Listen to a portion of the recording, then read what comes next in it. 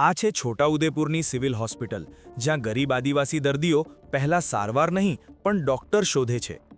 જિલ્લાની મુખ્ય હોસ્પિટલ હોવા છતાં અહીં ગાયનેકોલોજિસ્ટ, સર્જન, પીડિયાટ્રિશિયન અને ઓર્થોપેડિક જેવા મુખ્ય સ્પેશિયાલિસ્ટ જ ગાયબ છે. ગંભીર હાલતમાં આવતા દર્દીઓને કાં તો દેવું કરીને ખાનગી હોસ્પિટલમાં જવું પડે છે અથવા 100 કિલોમીટર દૂર વડોદરા દોડવું પડે છે. નવાઈની વાત તો એ છે કે 18 કરોડના ખર્ચે નવું બિલ્ડિંગ બનીને તૈયાર છે, પણ તેનું લોકાર્પણ હજુ બાકી છે. સવાલ એ થાય છે કે જો ડૉક્ટરો જ નથી તો આ કરોડોના બિલ્ડિંગમાં સારવાર કોણ કરશે? પ્રસૂતા મહિલાઓ અને ગંભીર બીમાર બાળકોના જીવ સાથે ક્યાં સુધી આવો ખેલ ચાલશે?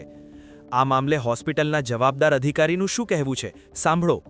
8 મેડિકલ ઓફિસરનું આપણે મહેકામ છે અને સ્પેશિયાલિસ્ટ ડૉક્ટરમાં આપણી પાસે જનરલ સર્જન, એનેસ્થેશિયોલોજિસ્ટ, 2 ગાયનેકોલોજિસ્ટ, 2 પીડિયાટ્રિશિયન અને ઓર્થોપેડિકનું મહેકામ છે અને ઓપ્થેલ્મોલોજિસ્ટનું મહેકામ છે. પણ એમની સામે આપણી પાસે અત્યારે એક એનેસ્થેશિયોલોજિસ્ટ છે, એક આપણી પાસે ડર્મેટોલોજિસ્ટ છે.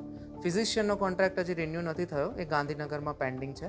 જ્યારે આપણી પાસે સીએમ સેતુમાં પીડિયાટ્રિશિયન એક ડૉક્ટર છે અને એક ઓર્થોપેડિક ડૉક્ટર આવે છે. અત્યારે આપણે ગાયનેકોલોજિસ્ટ એક ડેપ્યુટેશન પર બોડેલીથી આવે છે, તો જેટલા કેસીસ એમનાથી મેનેજ થાય છે એટલા કેસીસ એ કરે છે. પણ બાકી ઘણા બધા કેસીસ આપણે સીએમ સેતુમાં ડૉક્ટર હોવાથી પરમેનન્ટ એટલે ફૂલ ટાઈમ ના હોવાથી આપણે ઘણા બધા કેસીસ પીડિયાટ્રિક્સ અને ગાયનેકના કેસીસને રિફર કરવા પડે છે. હા, એના માટે ડૉક્ટર બહારથી બોલાવવામાં આવે છે. જિલ્લા પંચાયત દ્વારા બહારથી પ્રાઇવેટ ડૉક્ટરને બોલાવવામાં આવે છે, જે આપણે ટીએલના ઓપરેશન થાય છે એના માટે બહારથી ડૉક્ટર બોલાવવામાં.